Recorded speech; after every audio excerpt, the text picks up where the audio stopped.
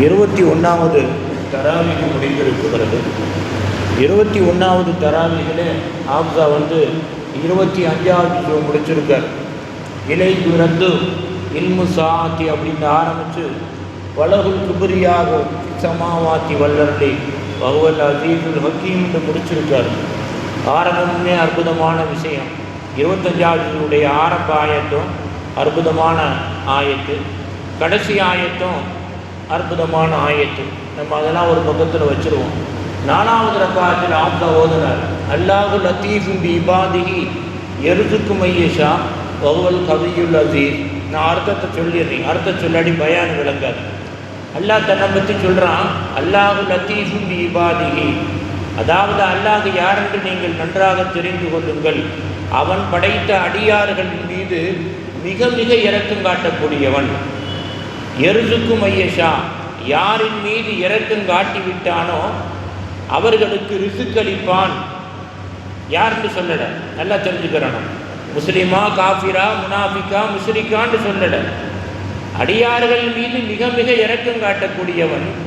அதே நேரத்தில் யாரின் மீது அல்லாஹ் இரக்கம் காட்ட நாடிவிட்டானோ அவர்களுக்கு ரிசுக் அளிப்பான்.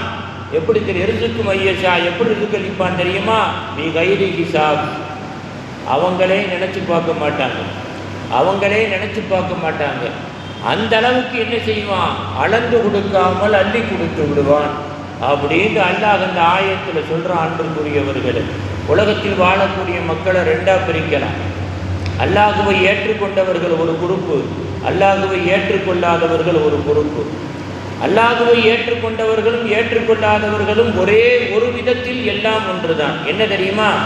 இறைவன் இல்லைன்னு யாருமே சொல்லலை, இறைவன் இல்லைன்னு யாருமே சொல்லலை. அதே நேரத்தில் நப்சுக்கு அடிபணிந்து, நப்சுடைய ஆசைக்கு அடிபணிந்து இறைவனுக்கு மாறு செய்யக்கூடியவர்கள் இருக்குகிறார்கள் அன்பிற்குரியவர்கள். அதே நேரத்தில் இறைவனை ஏற்றுக்கொண்டவர்களை விட இறைவனுக்கு மாறு செய்யக்கூடியவர்களுக்கு அல்லாஹ் நிறைய கொடுத்துருக்கான், நிறைய கொடுத்துருக்கான். ஆனால் ஒரே ஒரு வித்தியாசம் என்ன தெரியுமா? இறைவனுக்கு மாறு செய்யக்கூடியவர்களுக்கு அல்லாஹ் நிறையா கொடுத்தாலும் கூட அவர்களால் வைத்து அனுபவிக்க முடியாது. எல்லாம் இருக்கும், உண்ண வேண்டும் உண்ண வேணும் உண்ண வேணும்னு சேர்த்துக்கிட்டே இருப்பாங்க. அவங்களுடைய ஆசை நிறைவேறுவதற்கு முன்னால் அவர்கள் சேர்த்த பொருள் இருக்கும், அவங்க உலகத்தை விட்டு மறைஞ்சு போயிடுவாங்க. அதே நேரத்தில் அல்லாஹுவை ஏற்றுக்கொண்டவர்கள் அல்லாஹ் அவர்களுக்கு அளவாக தான் கொடுப்பான். அதிகமான பேருக்கு அளவாக தான் கொடுப்பான், கம்மியான பேர் தான் பெரிய ஆளாக இருப்பாங்க எல்லாத்துலேயும். அதே நேரத்தில் அளவாக கொடுத்தாலும் கூட அவர்கள் நினைப்பதை விட ஆயிலை அல்லாஹ் அதிகமாக கொடுத்து என்ன செய்வான்? அவர்கள் சம்பாத்தியத்தை எல்லாமே அனுபவிக்கக்கூடிய ஒரு ஆற்றலை கொடுப்பான். அன்பிற்குரிய அருமை பெருமக்களே, இதுதான் நல்லவங்களுக்கும் கெட்டவங்களுக்கும் மத்தியில் வித்தியாசம். அல்லாஹ் இரக்கம் காட்டக்கூடியது என்பது இதுதான். நம்ம நல்லவங்களுடைய வாழ்க்கையை விட்டுருவோம், கெட்டவங்களுடைய வாழ்க்கையில் ஒரே ஒரு ஆளை எடுத்துக்கிடுவோம். அதாவது இஸ்ராயீல் அலைஹிஸ்ஸலாத்தை அல்லாஹ் கூப்பிடுறான், கூப்பிட்டு சொல்கிறான், என்னுடைய அடியார்களிலேயே யாருடைய ரூகை நீ வாங்குவதற்கு கவலைப்படுறான்னு கேட்குறான். முதல் லிஸ்ட்டு கொடுத்துருவான் அல்லாஹ். உலகம் படைக்கப்பட்டதில் இருந்து இறந்து போக வர, உலகம் அழிகின்ற வரைக்கும் யாரா எல்லாருடைய உயிரையும் வாங்க வேண்டும் என்று லிஸ்ட்டு கொடுத்துருவான்.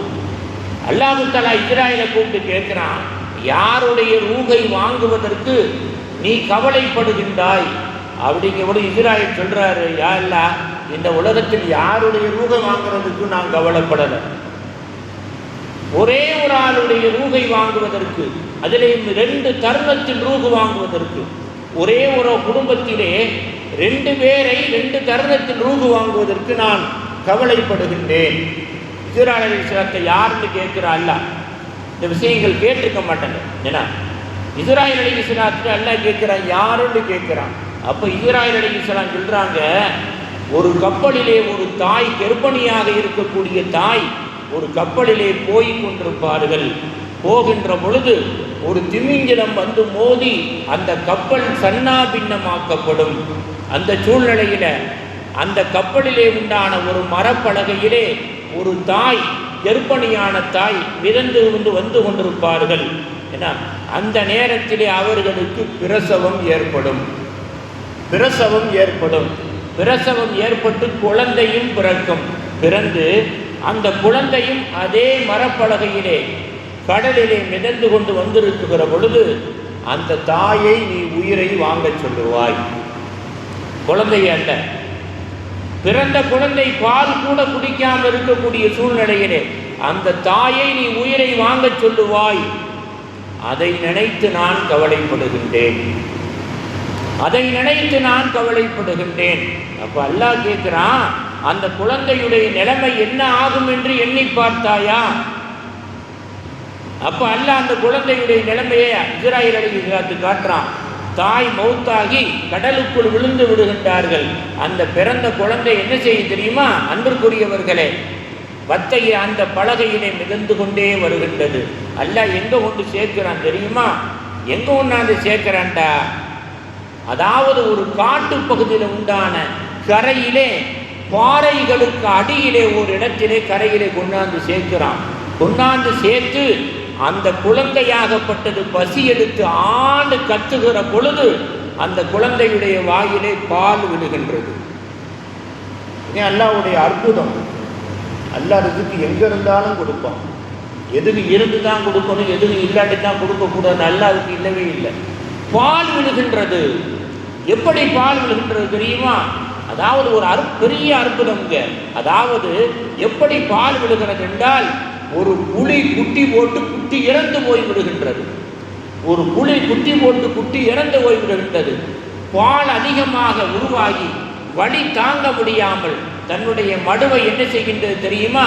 அந்த புலி அப்படியே என்ன செய்கின்றது? அந்த பாறையிலே வைத்து மோதுகின்றது. அன்பிற்குரியவர்களே, அதிலே இருந்து அந்த பாறையிலே தன்னுடைய மடுவை மோதுகிற பொழுது பால் வெளியாகின்றது. அந்த பால் எங்க வந்து விழுகுது? அந்த குழந்தையுடைய வாயில வந்து விழுகுது. அந்த குழந்தையுடைய வாயிலே வந்து விழுகின்றது. அப்பதான் இஸ்ராயீல் அலைஹிஸ்ஸலாம் அவர்கள் ஆச்சரியப்பட்டு சொல்லுகிறார்கள், யா அல்லாஹ், உன்னுடைய ரஹ்மத்தின் மாத்திரம், உன்னுடைய கிருபையை மாத்திரம் இப்படித்தான் என்று கணக்கு போட முடியவே முடியாது. அந்த குழந்தை எதிலேயே வளருது? புலிக்கு மகனாகவே வளருகின்றது, புலிக்கு பிள்ளையாகவே வளர்கின்றது. அன்பிற்குரிய அருமை பெருமக்களே, வளர்ந்த பின்னால் அந்த குழந்தைக்கு அல்லாஹ் தஆலா என்ன செய்யறான்? அளவுக்கு மீறின அறிவை கொடுக்குகிறான், அளவுக்கு மீறின திறமையை கொடுக்குகிறான். அதன் மூலமாக கோடி கோடியாக சம்பாதிக்குகிறது. சம்பாதிச்சு என்ன செய்ய தெரியுமா? எல்லாரும் மாட மாளிகை தான் கட்டுவாங்க. அந்த குழந்தையாகப்பட்டது என்ன செய்கின்றது? பெரிய மனுஷனாகி சுவர்க்கத்தையே கட்டும், சுவர்க்கத்தையே கட்டும். சுவர்க்கத்தை கட்டி முடித்து அன்பிற்குரிய அருமை பெருமக்களே, திறப்பு விழா எல்லாத்தையும் கொண்டு திறப்பு விழா வைக்கிறாப்புல. ஆனா எந்த நிலையில வைக்கிறாப்புல? படைத்த ரஹ்மானை இல்லை என்று சொன்னவராக, படைத்த அல்லாஹ்வை இல்லை என்று சொன்னவராக, படைத்த அல்லாஹ் தனக்கு கொடுத்த கஷ்டத்திலும் எப்படியா கொண்ட நியாமத்தை கொடுத்தான் என்று நன்றி செலுத்தாத நிலையிலே தான் தான் இறைவன், தான் தான் திறமசாலி, தனக்கு நிகர் யாருமே இல்லை உலகத்தில் அப்படின்னு உலகத்துக்கே பறைசாட்டி அந்த சுவனத்தை திறப்பதற்கு உலகத்தை எல்லாம் கூட்டி, தான் தன்னுடைய நாட்டு மக்களை எல்லாம் கூட்டி, நாட்டு மக்கள் புடைசூழ, ரெண்டு பக்கம் புடைசூழ, தான் நடுவுலே நடந்து போய் சுவர்க்கத்தை துறக்க முடிவு பண்ணுகிறார். அவர் நடந்து போய் கொண்டிருக்கிற பொழுது அல்லாஹ் உத்தரவிடுறான். அல்லாஹ் உத்தரவிடுறான். அதை இஸ்ராயீல் சொல்றாரு, இரண்டாவது நான் கவலைப்பட்ட இடம் எது தெரியுமாடா? அல்லாஹ் அவ்வளவு கஷ்டப்பட்டு சுவர்க்கத்தை கட்டி அவரை உயிர் வாங்க சொன்னீங்க, அதுல எப்படி உயிர் வாங்க சொன்ன? யாருமே நினைத்து பார்க்காத நிலையில உயிர் வாங்க சொன்ன. எப்படி அல்லாஹ் உயிர் வாங்க சொன்னான் தெரியுமா? அவர் கட்டிய சுவர்க்கத்தை வெளியே இருந்து அவரே பார்க்க வேண்டும், அவர் பார்க்க வேண்டும் அந்த அழகை, அந்த ஊர் மக்கள் எல்லாரும் பார்க்க வேண்டும். ரிப்பன் வெட்டி முதலிலே அவர் ஒரு காலை சுவனத்தில் எடுத்து வைக்க வேண்டும். இரண்டாவது காலை எடுத்து வைக்க பாதத்தை தூக்குகிற பொழுது அவருடைய இரண்டாவது கால் அந்த சுவனத்துக்குள் வைக்கப்படக்கூடாது. வைக்கப்பட்ட முதல் காலோடு என்ன செய்ய வேண்டும்? ரூஹு பிடுங்கப்பட்டு கீழே விழுந்து அவர் இறந்து போக வேண்டும். இதாங்க அல்லாஹ் செய்யக்கூடியது. இரண்டாவது கால் அந்த சுவனத்துக்குள்ளே விட வைக்கக்கூடாது. வச்ச முதலாவது காலையும் என்ன செய்யணும்? ரூஹு போய் முதலாவது காலையும் எடுத்து என்ன செய்ய வேண்டும்? அப்படியே கீழே விழுந்து இறந்து போக வேண்டும். இந்த காரியத்தை செய்ய சொன்னாய் அல்லவா? இந்த இரண்டாவது காரியம், அவருடைய தாய் உயிரை வாங்குகிற பொழுது நான் கவலைப்பட்டேன். வாங்க வேணும்னு சொல்லி இருக்கா இல்லவா? அதை பார்த்து நான் கவலைப்பட்டேன். இவருடைய நிலைமை இப்படின்னு நினைச்ச இப்படின்னு எழுதியிருக்கையே, இதை பார்த்து நான் கவலைப்பட்டேன். யா அல்லாஹ், இது மாதிரி யாருடைய உயிரையும் உலகத்தில் வாங்குவதற்கு நான் கவலைப்படவே மாட்டேன், உறுதியாகப்பட மாட்டேன்னு எப்ப சொல்றாரு? அது நடப்பதற்கு முன்னாலேயே இஸ்ராயலுக்கு காட்டப்பட்டு இஸ்ராயல் சொல்லுகிறார். அன்பிற்குரியவர்களே, அதைத்தான் அல்லாஹ் இந்த ஆயத்தில் சொல்றான். இந்த ஆயத்துக்கு விரிவுரை நான் சுருக்கமாக சொல்றேன், தெளிவாக சொல்லணும்னா 1 மணி நேரம் ஆகும். அதைத்தான் அல்லாஹ் சொல்றான். அல்லாஹுல் லத்தீஃபும் பிஇபாதிஹி, தன்னுடைய அடியார்கள் மீது தாய் தகப்பனை விட அல்லாஹ் இரக்கமானவன். ஏன்?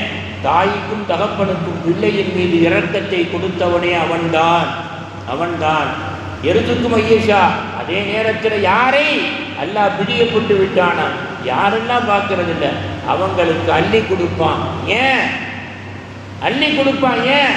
அவன் இப்படி கொடுப்பதை பார்த்தாவது அல்லாஹ் இருக்குகிறானா, அல்லாஹ்வுக்கு நன்றி செலுத்த வேண்டுமா அப்படின்னு சிந்திப்பானா, அப்படிங்கிறதுக்காக அள்ளி கொடுப்பான். அதை பார்த்து கம்மியாக கொடுக்கப்பட்ட யாரும் ஏமாந்துராதுங்க, அல்லாஹ்வின் மீது நிராசையாகிறாதுங்க, அல்லாஹ்வை மறுத்துறாதுங்க, மறந்து விடாதீர்கள் அப்படின்னு சொல்லிட்டு அல்லாஹ் சொல்றான். எப்படி அள்ளி கொடுப்பேன் தெரியுமா? பிகைரி ஹிசாப், அவனே எண்ண முடியும். அந்த அளவுக்கு அள்ளி கொடுப்பேன் என்று சொல்லுகிறான் அன்பிற்குரியவர்களே. ஆனால் அள்ளி கொடுத்தவன் நன்றி உள்ளவனாக இருந்தால் அதை அவன் அனுபவிப்பான்.